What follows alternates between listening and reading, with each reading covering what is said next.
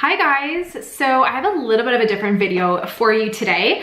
Today we're talking about the gut-brain connection. I'm gonna share with you some really good research articles and share some information from those articles that prove the connection between the gut and the brain, but that also give you a lot of scientific background and evidence, kind of what's happening in the body when you eat a meal and that inflammatory response that occurs.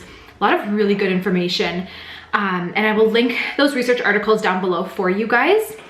I've just been getting so many questions about the gut-brain connection, what that actually means, and also some proof about it. So what I'm going to be sharing is pretty standard information across the medical field. It's very well researched. So all the studies that I'm using are just like really well researched topics about the gut-brain connection. So there's no weird or hidden information here. This is all like legitimate information. And I'm hoping that you guys will have a better understanding about that connection. So what this video is going to be like is I'm literally going to read you guys blurbs or sections from these research articles that I've been, referencing for years. And don't mind, because I will be literally reading like lines from these articles, and I'll be sharing them with you and then explaining what they mean. So just to start, this topic of the gut-brain connection is called digestive physiology. So digestive physiology is controlled by the brain, and there are several different aspects within the digestive system. So you have your stomach, your spleen, gallbladder, liver, small intestine, and large intestine. You also have the brain. So within the brain, you have your midbrain, and this fires your sympathetic nervous system. And then you also have the brain stem, and this is really important because this is where there's that vagal nerve motor outflow. We talk about the vagus nerve a lot. I've talked about it a lot and how it's literally directly connected to the digestive system.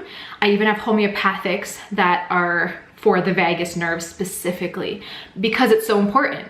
So I'm gonna read a couple little blurbs and then share it with you, kind of explain it a little bit better. It's just looking where I left off here. So you're going to see that the generation of inflammatory mediators from the intestine is going to impair your brain function and the brain's ability to drive motor outflow to the intestine. So what this little bit means right here is essentially, if there's inflammation in your digestive system, that is directly going to lead to inflammation of the brain, which means that vagal nerve motor outflow is going to be impaired, which will then impair your digestion, and then having that impaired digestion then again leads to brain inflammation, and then impaired brain outflow, and then impaired digestion again, and it's just like this vicious cycle. So this is pretty well understood and medically researched. This is not something that we're making up. This is genuine, pure research.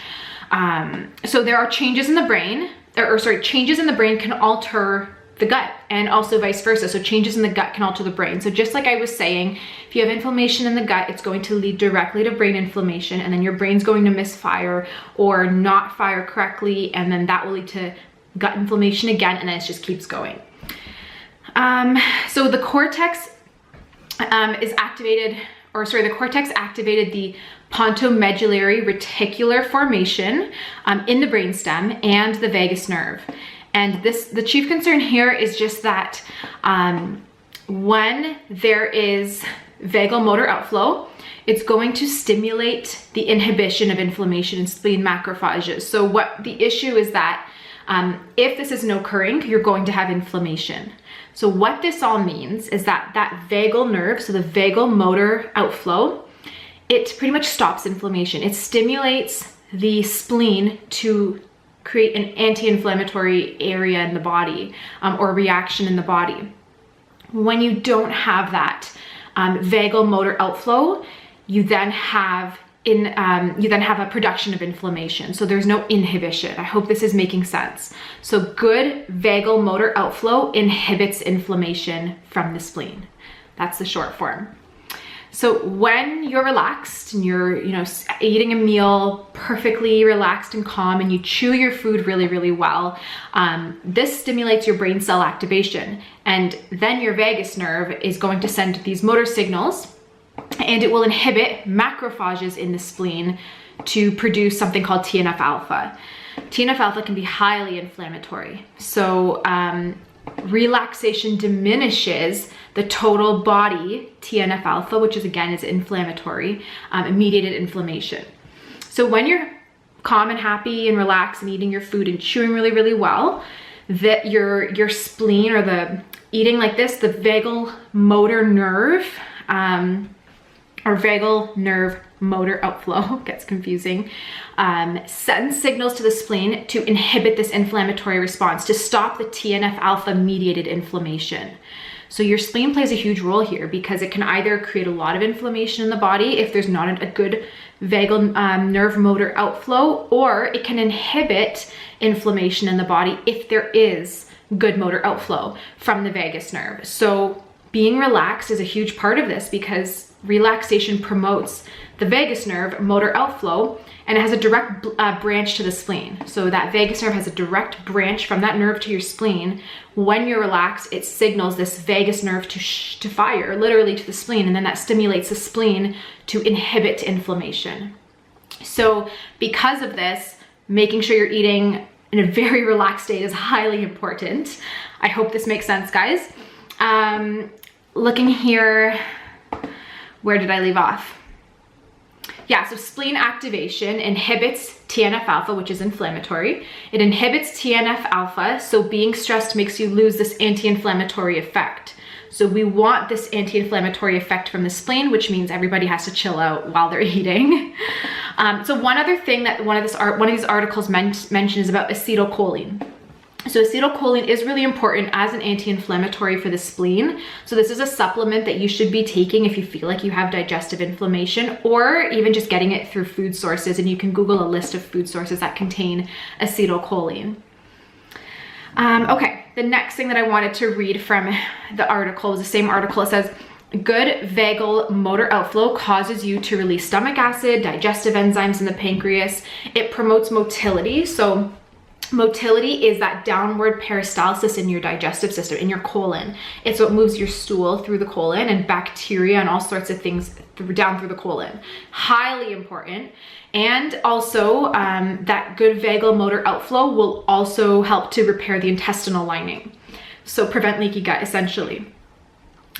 If you're not producing, and I've talked about this in many videos, I'm sure you guys know this by now, but if you aren't producing enough acid and enzymes, so stomach acid and enzymes from the pancreas or liver, you're not going to be able to break down your food into those necessary building blocks like proteins or vitamins, minerals, things that our body needs. Because of this, if you don't have good breakdown of these foods, your immune system will recognize them as antigenic. So it's going to essentially, and actually to back up a step, our bodies will react negatively and create antibodies to any substance that's not our own. Our body can recognize our own personal proteins, but it can't recognize food and anything else like that we're eating or touching or breathing in or drinking, because it's not the same protein as us. So the idea with our digestive system is that, say you have a piece of chicken or a strawberry, you're eating it, chewing really well, you have enough acid and enzymes to break it down so that by the time it gets to the intestines where your immune system is, it doesn't recognize it as a foreign protein. It doesn't say, oh, this is a chicken, I don't know what this is. It's looking at it as amino acids, vitamins, minerals, because it's fully broken down. And because of that, your immune system recognizes what this is, and it doesn't create inflammation. And so if you don't have enough of this acid breakdown or enough of this acid production or enzyme production, you're not going to have that response. Your immune system is going to see this food as an issue, and it's going to create inflammation around it. Okay. So there's something called oral tolerance. Oral tolerance helps you tolerate substances that are exposed to mucosal tissues. So your mucosal tissues are things like your lungs, your intestines. So say you breathe in essential oils, that's going to go through your mucosal tissues. Or if you eat an apple, that's going through your mucosal tissues. So oral tolerance, when you ingest or breathe in things through your lungs or food, your body should be able to handle it. It should tolerate it is the proper word. If you were to inject something into your bloodstream, then your body won't tolerate it, because it's bypassing your mucosal tissues. It's going right into your blood, and your body it'll be unrecognizable to your body. So you'll create inflammation. So for the most part, oral tolerance is what allows your body to tolerate foods, even though it is a foreign substance to our bodies. If you lose your oral tolerance, you will develop food sensitivities. Hydrochloric acid and enzymes break the food down so that it is just a bunch of peptides and nutrients, and so that there's no reactivity in the body. So just looking at the next line here. Okay, so motility of the intestines, which is that downgoing peristalsis that I mentioned, is stimulated by the vagus nerve. And if that motility disappears, it's an issue because flora, so those probiotics and bacteria, candida, parasites, whatever's in the large intestine, will be able to creep up and go into the small intestine. And this is what triggers SIBO. This is so important because everybody almost that I know has SIBO and has major gas and bloating and cramping. And it's not because there's any crazy things happening. It's strictly because they have poor motility in the body, that poor vagus nerve outflow or motor outflow that we've been talking about. So motility is not efficient or effective. There's not enough of that downward motion to keep probiotics and bacteria down into the large intestine where they should be. So they're coming back up. So it's not because there's issues there. It's strictly because your brain is not firing the way it should be. Your gut-brain connection's really off. And so it can lead to SIBO and things like that. So the more inflamed the intestines are, the more inflammation you'll get. So there are epithelial cells in your intestines and many other parts of the body. These epithelial cells make cytokines, which are very inflammatory, and these cytokines promote Th2 dominance. If you're not sure what Th2 dominance means, you can go to my blog, holisticspring.com, and you can read my article on Th1 and Th2 immune cells. And in there I talk about how Th2 dominance can drive autoimmune disorders because it's very inflammatory. And so you can read that article to get a little bit more background, but essentially the more inflamed your intestines are, so if you have poor vagal motor outflow, you have a lot of inflammation in the intestines, not enough hydrochloric acid and enzyme production, not enough motility, it means you're not breaking down your food. A lot of issues are happening. This leads to inflammation, and this inflammation from the epithelial cells in your intestines increases or releases cytokines, which are inflammatory, and they promote or drive Th2 dominance. Th2 dominance can lead to autoimmune disorders because the more there's that Th2 cell polarization or dominance, there will be a diminished Th1 response. Th1 response helps your body scan for viruses, for candida, for pathogens, and kills it. If there's not enough of that response, you're going to end up with chronic dysbiosis or chronic infections, chronic UTIs, things like that, because your immune system is too suppressed when you have that Th2 dominance. So you end up with chronic, if you keep getting candida, you keep getting thrush, you keep getting urinary tract infections or upper respiratory tract infections. This is from diminished Th1 response and a dominant Th2 response, which is what drives autoimmune, the autoimmune process or autoinflammatory process. So the gut-brain connection doesn't just affect the gut and the brain, it can then lead to chronic inflammation and autoimmune disorders from that. Another thing is that there's biofilm issues. Biofilm issues are at the center of the persistent dysbiosis that you might have. So if you have SIBO and you have constantly candida or constant parasitic overgrowth or something like that, there's biofilm that is surrounding these pathogens, and your Th1 response can't fight that or break that biofilm down because it's so suppressed, and the Th2 is keeping your Th1 immune cells suppressed. So you're having that Th2 dominance. And it's definitely an issue there for that. Okay. Yeah, so just another article saying the same thing. People with chronic inflammation, so autoimmune disorders, or even if you don't have autoimmune, you can still have chronic inflammation. People with chronic inflammation in mucosal tissues, so the gut, the lungs, if you have asthma, vaginal tract, urinary tract, any hollow spaces in the body. Sorry, cut me off. So ear aches, things like that, any hollow spaces in the body. If you have chronic inflammation in those areas, you tend to be Th2 dominant, like we mentioned. And having that Th2 dominance, it suppresses that Th1 immunity, and this therefore makes it harder for your body to deal with biofilms, the dysbiosis, and it can lead to chronic inflammatory and infectious processes. So again, you'll have urinary tract infections, upper respiratory tract infections, autoimmune disorders forming. So this can lead to, greater inflammation because there's more debris in the body that's being presented to your T cells. That's for another video. I'm making a video on TH17 immune response or immune cells, which is a huge factor for autoimmune disorders. It's just a big video with a lot of info, so it's taking a while to put together. But in that video, I'll be explaining what the debris means in T cells and how that, gets presented in the body. So that's for another video. So you'll have a stronger immune response essentially if you have chronic inflammation in mucosal tissues. There's a lot more. I'm just looking through these articles here. There's so much to go through. There was like a lot of stuff that I thought was absolutely incredible. I was wondering why typical medical doctors are not bringing this up more and more. Let me just see here if there was anything else. So there's a couple of papers, like I said, I will link below. I'm just looking.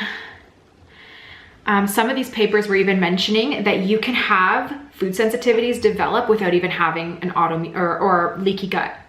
There are certain cells are called dendritic cells, and they can pass through the gut lining and those epithelial cells without having leaky gut, and they can then present debris and undigested foods and things like that to those T cells, which then create inflammation. That's again for another video.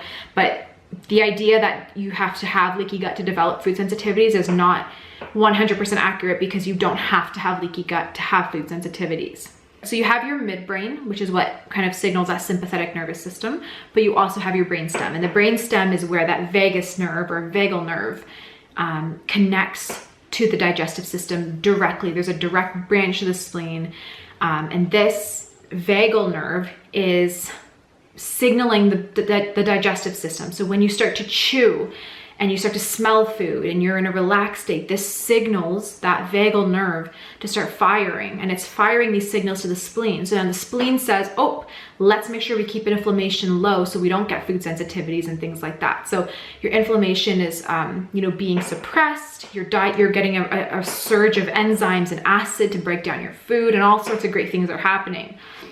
When you have poor vagal outflow, then your spleen is not getting that signal. So a lot of inflammation is arising when you eat a meal. You're not getting enough enzyme production. So now you have undigested proteins and foods meeting your immune system in the intestines, and it's not recognizing it. So it's creating so much inflammation. And then from there, you get that Th2 dominance, where you end up with chronic dysbiosis. You're chronically inflamed. You have so many food sensitivities developing, and it's so hard for your body, for that Th1 response to come up and start clearing things like dysbiosis out of the body and to start reducing inflammation. So you end up with this cascade of inflammation, and there are a lot of things that can trigger that vagal nerve to not have proper outflow. Stress is, like I mentioned, is a huge factor for that. So make sure when you guys are eating your meal, you're sitting down and you are relaxed. Don't eat while you're running after kids or while you're driving. Just try to have proper meals sitting down. Don't work while you're eating. Just a simple meal, sit down, deep breaths. Another thing, which I have to do for another video because this is already really long, is that eating specific foods and certain snacks. If you're like grazing constantly throughout the day, this can trigger some inflammation, and I'll explain why in another video, but also specific foods can trigger inflammation if you're snacking on them throughout the day. So there's a lot more to it, but essentially you've got to keep that relaxation happening, chew extremely well, sniff your food for a while before you eat it. Try not to do too much liquid with your food. If you need to, supplement with enzymes and acid for now. There's a lot of stuff you can do. I have so many videos on digestion. I feel like I don't really need to go through that, but just trying to explain to you that connection there between the vagus nerve and the digestive system. And if you have poor vagal outflow, you also can develop SIBO, because now that motility stops. So you can get constipation. You're getting the bacteria in the large intestine being able to come up into the small, because there's not enough of that downward motion to keep them down. So you can get gas and bloating, more digestive issues. Hopefully you're seeing this picture here on how that's actually connected, and it's complete evidence. This is not just, like anything that's been conjured up. This is pure research, and medical professionals do know about it. They just don't share it with their patients, unfortunately. But I will link some articles down below if you guys do want to read them. Some of them have to be purchased. I purchased them myself, but when I attach the link, it's going to make you purchase them, I do believe. which you can definitely do, but I'll link them nonetheless. I hope you guys enjoyed this video and, you know, learned a little bit from this, maybe about why you might have SIBO, or, you know, why you get so bloated or so inflamed every time you eat, or why potentially you have so many food sensitivities, or why you might be having an autoimmune disorder. So I hope this helped. I will chat with you guys in my next video, but I hope you guys have an awesome day. Bye.